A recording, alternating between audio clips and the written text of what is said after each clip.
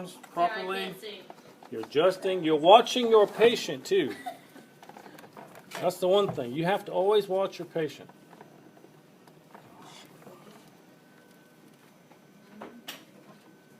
What if like you went to touch that patient or the mannequin and he just goes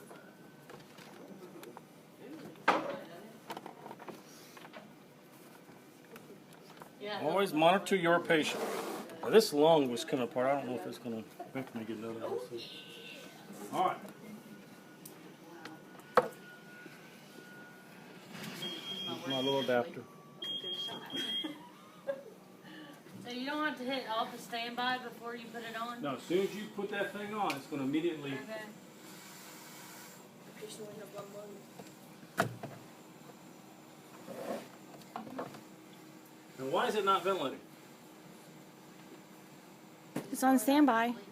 No, he's not on standby. Oh, well, I don't know. It's a backup rate. Right? So what is my patient not doing? He's not spontaneously breathing, is he? I Just let see. me know that too. So I'm going to go ahead and put a rate on this thing. Don't get this screwed up. The only reason I'm putting a rate on here so we can see it move. All right? So we can see it move. So I'm going to jack my rate up a little bit so we can see this. So the backup rate is if they aren't breathing, it will at least It breathe will- that many. Exactly.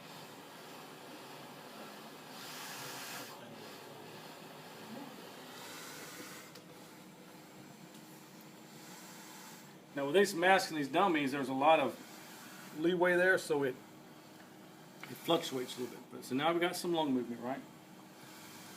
And we got our leak. We don't have a leak right here. Now this exhalation port constantly has air blowing out of it. All right, so you want to make sure this thing is not facing the patient so it freezes.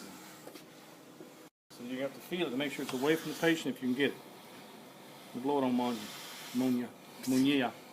Munilla. That sounds better, doesn't it? No, Munilla. it does not. Now, watch what I do. If I'm going to decrease, my inspiratory pressure. I've got a pressure support right now of 2. All right, step back a little bit, Monia, so you can see the lungs. There we go. Can you see the lungs? I'm going to move Sherman here. I changed the inspiratory pressure. Okay. Now I've got a pressure support of 2. Watch those lungs. Are they ventilating at all? No. It's not enough It kicks pressure. in. No. Very little. Now, what am I going to do when I increase my IPAP? I want to go a little higher now. Now I got a pressure support of 15, 14. Look at those big boys. Woo, yeah. It's called ventilation. And what am I going to change my blood gas if I'm ventilating? CO2. I can also improve my PO2, right? Because I'm ventilating now. But I'm focused on that CO2. So for the IPAP, we need to do that at what? It depends. Sometimes I'll start them off at, it depends on depends on the patient. Sometimes I'll start them off at 15/7, 16/8.